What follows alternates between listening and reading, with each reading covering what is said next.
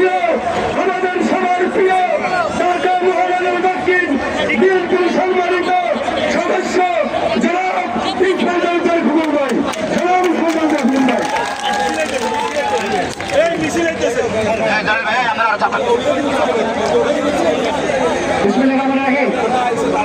আমাদের সময়ের যথেষ্ট স্বল্পতা আছে, সে কারণে সংক্ষিপ্ত বক্তব্য দিতে হচ্ছে। আজকে বিপ্লব সংহতি দিবসে আমার আদর্শ জনক শহীদ রাষ্ট্রপতি জিয়াউর রহমানের প্রতি গভীর শ্রদ্ধা নিবেদন করে বক্তব্য শুরু করছি। আজকে স্বাধীনতা